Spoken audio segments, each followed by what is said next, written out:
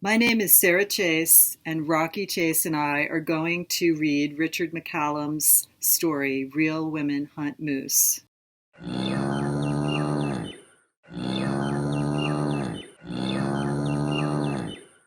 Rumors of COVID-19 circulated and motivated me to sell off my stocks prior to the market crash. My uptown condo sells to an overseas cash investor just before flights are restricted.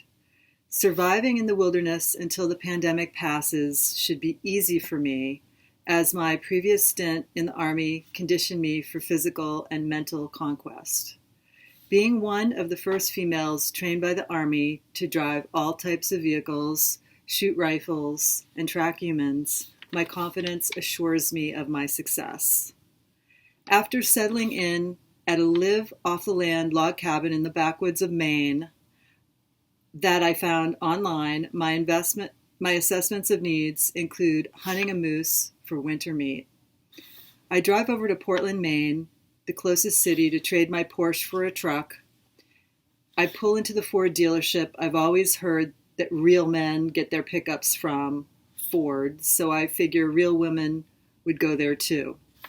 The salesman seems like a nice guy and shows me a Ford 350 4x4 V8 with dual rear tires.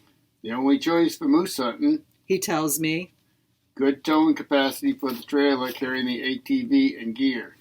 The dealer's sales pitch includes, don't you need leather seats, CD player, and GPS tracking? Oh yes, I tell the Ford guy. I want it all. Ghost Star with road service, built-in DVD player, satellite radio, internet, darkened windows, and fog lights mounted on the roof. The total cost, close to $100,000. The dealer gives me $50,000 for the Porsche. It's a Carrera GT, a few years old, but sells for hundreds of thousands of dollars. As the salesman said, we're sheltered in place soon, and I won't be able to trade her till the pandemic gets over with, so that's all I can offer. Unable to return to New York, knowing all the dealerships are closed between here and there, and being eager to get on with my moose hunt, I have no choice but to settle. Trucking over to the all-terrain vehicle store and purchasing a camouflage-colored, fully loaded automatic ATV marks off another to-do item. Cruising around Portland in my truck, pulling the ATV and wearing a pantsuit reveals my lack of practical clothing. I shop for a matching pair of camo-colored undies and a beret. In addition, I buy a similar pattern, heated, waterproof hunting suit and fishing wader boots. Now presentable but lacking camping supplies, my little Upper Maine town outfitter store requires a visit. My hunt begins with the state of Maine permitting me to kill. Speaking through my face mask to the outdoor supply store guy as he rings up my purchase of camping equipment, I add, and a hunting license for a moose, please. The store clerk looks like a good old boy from the backwoods, missing a few teeth and chawing tobacco. His remaining choppers and fingernails gleam yellow from smoking, and he smells like a brewery. His face mask hangs off of one ear. You win one in the state moose hunting lotto? The outdoorsman questions with a tone implying he already knows the answer. Lottery? Don't recollect seeing you about these parts before. You a Mainer? No. The tobacco chewer aims toward a spittoon near my feet. Got one, could transfer it to you, but it'll cost $1,000.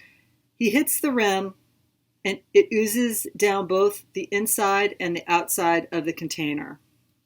I step away from the potentially hazardous viral mess. Where do I find a moose? I ask the man, and how do I get there? Aye. He moans, and with my help, bags my purchases. The most important thing about hunting for a moose. I am distracted by thoughts of having to clean off everything he has touched, and forget I am waiting for a moose hunting guide's words of wisdom, but apparently he wants me to restate the question. What's the most important thing about hunting for a moose? I sign to him I would prefer he cover his mouth. He does in a manner of swatting a pesky fly, and then reveals, lies in knowing at least one critter Loom's in the area, but you're going to moose hunting. He pauses and leans close in. I smell booze through the cloth, and he whispers, Bull moose lure. his slimy eyes enlarge to express how important his top secret formula could be to my success. This cellar of bull moose attractant aroma floats the elixir under my protective cover. It smells like a cheap perfume. He lets out a moose call, Boo! Ah! sounding like a buzzsaw. Moose come? I say to the wildlife romantic consultant and blush with embarrassment upon realizing the double entendre. Lucky for me, the bourbon-soaked hunting advisor lacks quick wit and replies, Sure they come. They detect the slightest fragrance on the wind, and they'll charge through heck and high water to get to you. how many bottles will I need? You only get one moose permit, so I reckon you don't need too many bottles. On the other hand, it may take you a few times in different places before you're at the place what's moose lurking. Like I said earlier, don't go hunt for moose where there ain't no moose to hunt. My eyes show a little smile, but actually my lips purse under the mask and I push on. My purchase includes 3 6-ounce bottles of bull moose enticement at $100 a pop. A lot to pay, I say. He shrugs and responds, Collecting fresh female moose urine in heat takes a special talent. I can imagine. I pay hundreds of dollars for the supplies, and the clerk throws in a little Swiss Army knife, the ones with medical cross on them, and as a thank you gift. He says, Folks often find it's a needful thing. It's almost dark when I reach the end of the road at the river's edge and make this my base camp. My tent challenges me as a brain teaser puzzle, but it finally frames up. I arrange the campsite neatly with my supplies. Gazing at the stars and listening to the wind whispering through the trees quiets my anxieties. Owls hoot and other animals reply. Nature rests and shares its blessing with me. I crawl inside the tent where my sleeping bag awaits. Snuggling with its cocoon offers warm contentment, but I am wide awake. As the night drags on, it occurs to me getting up to go empty my bladder every 30 minutes interferes with my getting to sleep. Must be the coffee or just the excitement over my moose hunt. I make these trips barefoot and half-dressed, and the spooky woods creak and pop. Mosquitoes land on every exposed part of me. I stub my toes on the way back in and almost poke out my eye on the next trip. Finally, I doze off late at night when it gets cold and windy. Startled by a noise, I awaken. Something snorts around outside my tent. I smell a foul odor and hear an animal scraping the dirt. I hear it rummaging through all the supplies I laid out neatly around the camp. I peer out of the tent window and make out the silhouette of a bear. Terror rips through me. I grab the flashlight and try to beam it on the creature. The light only provokes the bear and it runs toward my tent. I scream as the animal thrashes against the fabric. Finally, I hit it on the snout with a flashlight and make it really mad. It tears and bites its way through the tent. At that moment, a loud clap of thunder and bright bolt of lightning hits nearby. Thank God, the thunder and lightning scare the bear off. I'm shaking. I survey the campsite with a light and see everything scattered and torn apart. It rains, pours a deluge. The ripping tent fills with water.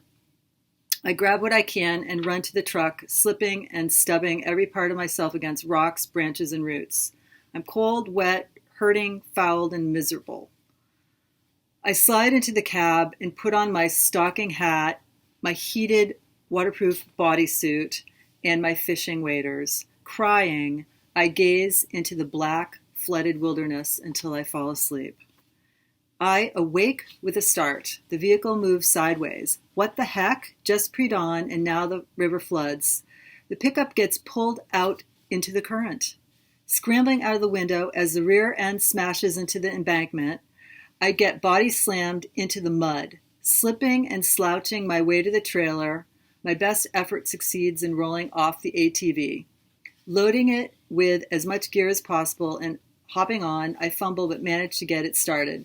Zooming off the riverbank and onto the trail happens, just as my truck rolls over and sweeps downstream. Bye-bye $100,000, I say to myself.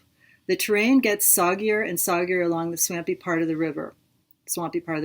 Finally, the mud and brush became too thick for my ATV. I barely get my gear off before it flushes down. Whoosh, gurgle, gurgle. I spot an overhanging tree on the riverside of the island and figure the intertwining branches will make an ideal hunting lair. I hear a buzzsaw sound. Who would be cutting out there? I hitch up my fishing waders and carry my gear over. Branches move around in a weird pattern upstream, and I fear a log floating down the stream might hit me. Stop with the buzzsaw. Slipping, falling, and just about drowning, it takes 4 trips to haul everything across. Exhausted, I notice it's not even full light yet. Climbing the tree and crawling out on a low entanglement of branches offers support for all my gear. The river runs deep around me. Buzzsaw, buzzsaw, who makes the sound? I fill the bucket and mix it in the lure. I pour a steady stream into the water at the rate I estimate a female moose might relieve herself, and the bucket nears empty. My observation focuses on the drifting branches rising and sinking in the current. A swarm of horseflies hovers about. Do they generate the buzzing sound? The water swells and deflates as if a large object displaces its volume. I lay down there on the tree limb with my face just feet off the river level and watch the effect of this object passing. A monster movie comes to mind. Jaws, the shark attacks. Or so it appears. A huge bull moose with trophy antlers breaches up out of the deep. The bull's spines jam the entanglement of branches supporting my lair. The beast curls his lips and bellows in ecstasy. The attractant worked. Only problem? No female moose. The moose's spikes entwine my clothes and my body snares on top of the bull's head. Unbelievable! By now, the bull knows he did not capture the object of his desire. He cannot fling off my body while floundering in the deep water and struggling to keep his nose and mouth above water. A scream. A prayer. Finally, the bull smashes into a logjam, which shifts with the impact and traps him. The moose panics and tosses his head from side to side. Thrown onto a log, one of my feet gets caught under his antlers. Fatigued, the moose can't hold his nose and mouth above the river and drowns. His upper head, with his eyes just above the waterline, stays afloat, supported by the log and snared antlers. He stares at me. My warm camo outfit and waders keep me waterproof from head to toe, and gratefully my stocking cap didn't abandon me during the wild ride. The day passes with me squirming, wiggling, and suffering panic attacks until drained. Famished. Could I eat a moose? Incredibly thirsty, but I dare not drink the river water. I cry again. How many times? Night falls. Chilled, I feel the spirit of the moose. Haunted, the moose's eyes stare at me. I reflect on my role in the death. This great spirit of the deep forest, vibrant, full of energy, who only sought to procreate, now will no more. My primal human need to survive on my own fueled his demise. My life's goals lost, another victim of the plague. Sleepless, thoughts of other people trapped in a life or death situation come to mind. One man cut off his hand to free himself. I search through my pockets for anything I can use to slice off my foot. I pat the pockets of my jacket and discover the one thing not paid for, the Swiss Army knife. Needful thing, I quote the wise man who gave me this gift. As the sun warms, I doze on and off, but awake as the mosquitoes and flies target my exposed parts like a tortured soul left for the demonic pleasure. Late morning, I push as hard as possible to move the logs and gain access to my foot. Instead, to my amazement, at that moment, the timbers spin apart and the whole entanglement comes undone. Flung free from the moose and capitulated onto one of the logs, My glance back reveals the moose's head. His glazed, motionless eyes behold me. Sinking under the bubbling foam, a spiritual connection forged. I know this grandiose creation of God forgives me and will protect me. I hug my log like a koala bear as it breaks free from the jam and heads down the river. I shoot out of a series of rapids at a pretty good clip. My log targets a woman in a canoe dead ahead. We collide and spill into the water. I struggle to discard my protective bodysuit as it now fills with water, as well as my waders and stocking hat. Stripped down to my camouflage undies, I struggle to help her as she struggles to help me. Together, we make it to the shore and collapse. My attempt to apologize and her feigned anger both cease when we burst out laughing. We laugh for such a long time we can't catch our breaths. We shiver, the lady snuggles close, and risking contamination, we hug. Having lost everything, she gives me a needful thing, the human touch.